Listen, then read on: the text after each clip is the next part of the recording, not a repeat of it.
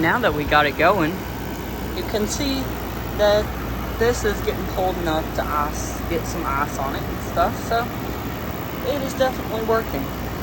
So far on part 2 today, we are gonna cut out some of this board so that it fits onto here.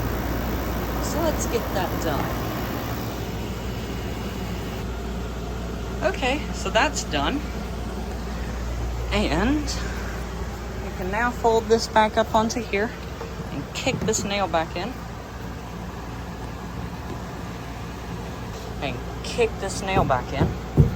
And now that fits pretty nice. You can see that it fits right on here.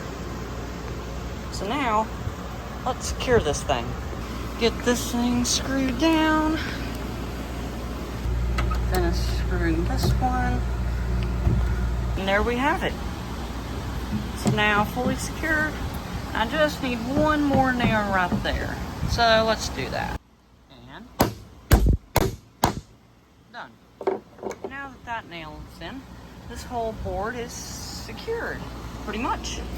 And you can see now on the inside, see that radiator is going to be right there. And then the inner portion of this box. So, yep.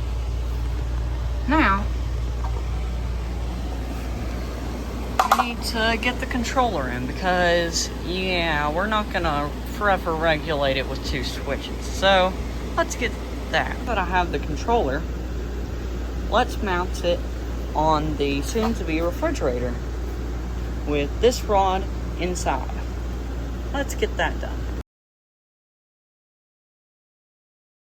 So now that we have the hole saw that I drilled a hole into the top of this thing, should just be able to slide this right on down into there. Perfect. So now I'll just level that up, get the wires hooked up, and screw it down. And I'll just jump to there. Well, now that we have this thing secured down to the board, and we also have it all wired up down there, it's now time to connect this wire to this relay to this control. So let's get that done and working. Well, so now that I hook it up, you can hear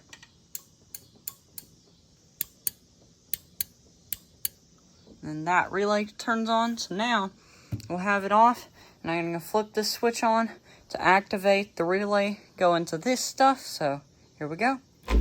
Oh, well, I must have wired it to the normally closed. You know what? Let's fix that real quick. Oh, not fixed. So now you can still hear that.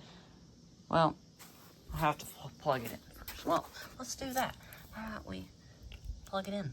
Maybe it won't work when you don't have it plugged in. Well, anyways, now that it's plugged in, we can hear click, click, click, click.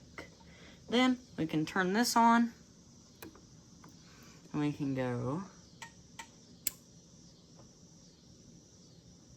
Really?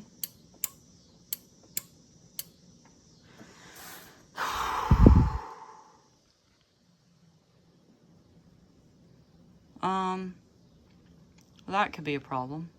Well, forget about that last clip. Even though I'm probably not going to put it in the video. Well, anyways, I wired it wrong. I thought that this middle terminal was the common, but actually was the one at the very bottom.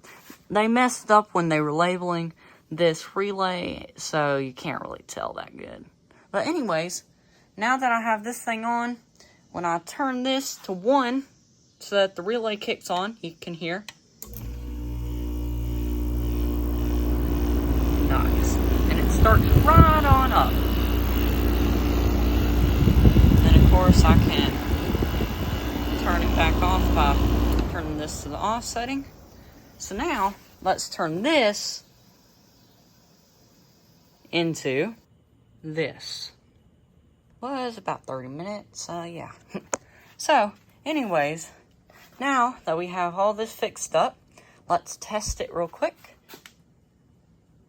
Oh yeah, we have to plug it in. Well, after we plug it in, of course. Let's do that. And back to this. Now, let's see if it turns on. Yep, it sure does. Nice. Now that this whole thingy works, you can also see that if I flip the switch, it goes into high mode. But I'll keep it in low mode, because high mode isn't really that necessary. Anyways, this is starting to get pretty shiversome. Yes, I'll use the word.